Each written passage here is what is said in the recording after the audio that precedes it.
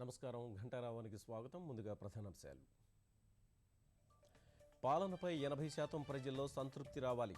పథకాలను విస్తృతంగా జనంలోకి తీసుకెళ్లాలి. నేతలకు చంద్రబాబు నిర్దేశం.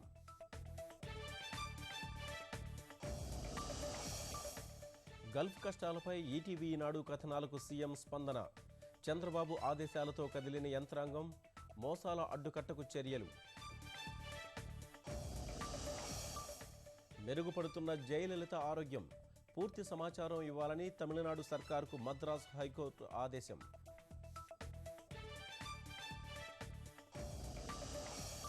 ఈ నెల 7 నుంచి 12 రోజుల పాటు 2000 క్యూసెక్కులు ఇవ్వండి. కావేరీ జలాలపై కర్ణాటకకు సుప్రీం ఆదేశం.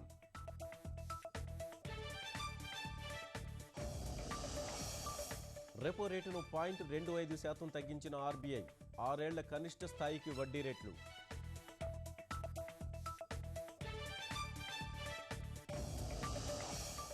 అన్నపూర్ణాదేవిగా బెజవాడ దుర్గమ్మ దర్శనం.